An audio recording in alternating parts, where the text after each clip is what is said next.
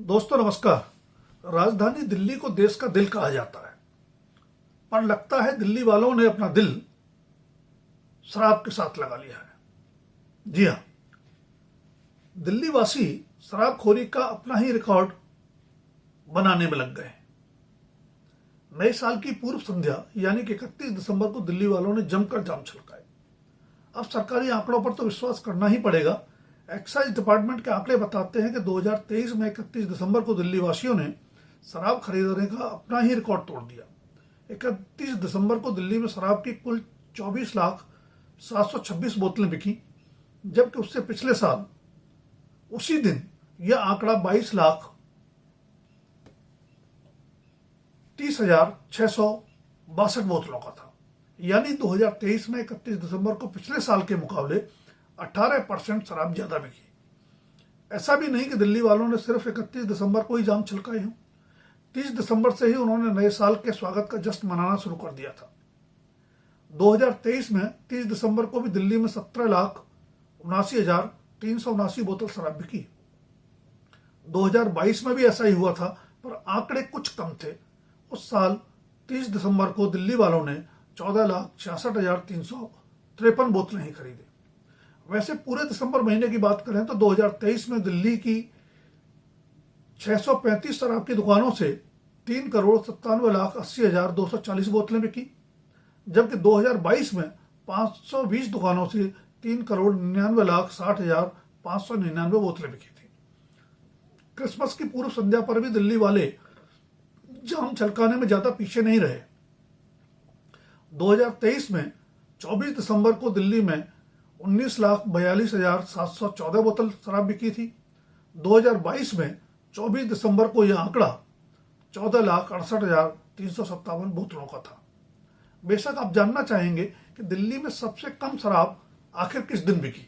जी हाँ, 2023 में सबसे कम शराब 5 दिसंबर को बिकी। उस दिन दिल्ली वालों ने 12,84,222 बोतलें ही खरीदी।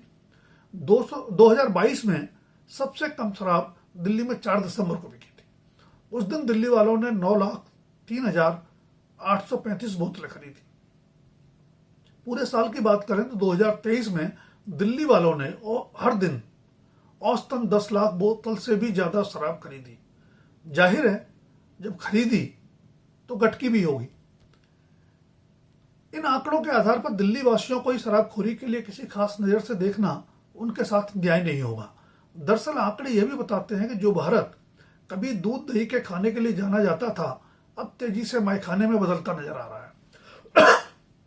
राष्ट्रपिता महात्मा गांधी का नाम लेकर हमारे ज्यादातर राजनीतिक दल और नेता राजनीति करते हैं, सत्ता में भी आते हैं।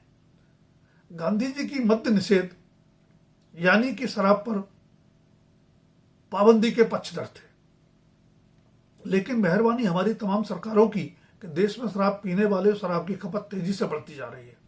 उपलब्ध आंकड़ा 2019 का है, तब भारत में 16 करोड़ से भी ज्यादा लोग शराब पीते थे। जाहिर है वह संख्या बढ़ी ही होगी। कुल आबादी की बात करें तो लगभग 19% पुरुष और मात्र 1% महिलाएं शराब पीती हैं। भारत में प्रति व्यक्ति शराब की खपत बढ़कर 5.7 लीटर हो गई है, जो 2005 और 6 में 2.4 लीटर थी। मिसाल भले ही पंजाब के पटियाला पैक की दी जाती हो, पर राज्यों में सबसे ज्यादा 53% लोग अरुणाचल प्रदेश में शराब पीते हैं। वहां शराब पीने वाली महिलाओं का आंकड़ा भी देश में सर्वाधिक है, 24%। कुल शराबखोरी में तेलंगाना दूसरे स्थान पर है, जहां 43% लोग शराब पीते हैं। महिलाओं के मामले में सिक्किम दूसरे स्थान पर है, जहां 16% महिलाएं शराब पीती हैं। दरअसल जनजातीय समुदाय में महिलाओं में शराब पीने का चलन अपेक्षाकृत ज्यादा रहा है, पर अब यह शहरों में भी आधुनिकता की पहचान और फैशन बनता जा रहा है। इन आंकड़ों से भी ज्यादा खतरनाक सच यह है कि हमारे यहाँ ज्यादा अल्कोहल मात्रा वाली शराब यानी हार्ड ड्रिंक की खपत बढ़ रही है। यह हमारी सरकारों के जनता की सेहत से जुड़े सरोकारों और दावों पर भी सवालिया निशान लगा देता है। दुनिया भर में ज्यादा अल्कोहल वाली शराब पर टैक्स ज्यादा लगता है और कम अल्कोहल वाली शराब पर कम। जाहिर इसका कारण यही होगा कि ज्यादा अल्कोहल वाली शराब सेहत के लिए ज्यादा नुकसानदेह होती है।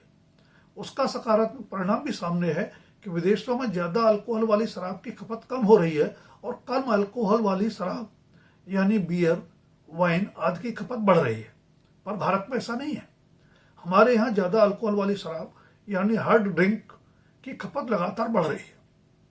यह इस बात का भी संकेत है कि विदेशी जहां रिलैक्स होने या सोशलाइजेशन के लिए शराब पीते हैं, हम भारतीय नशे में डूबने के लिए पीने लगे हैं।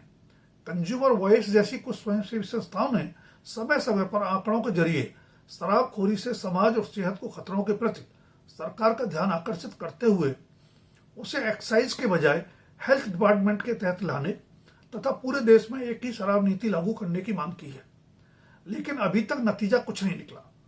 शायद सरकारों को जनता की सेहत से ज्यादा चिंता शराब से मिलने वाले राजस्व की है, जो उनकी आमदनी का बड़ा स्रोत भी है। देश में एक ही शराब नीति लागू न होने का परिणाम यह है कि अलग अलग राज्यों में शराब का सेवन करने की न्यूनतम आयु भी अलग अलग है।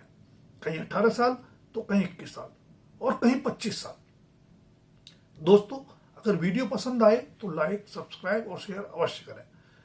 पर सबसे जरूरी है आने वाले वीडियोस को और बेहतर बनाने के लिए आपके सुझाव। धन्यवाद। आज के लिए इतना ही। जल्द फिर मिलेंगे किसी नए विषय के साथ।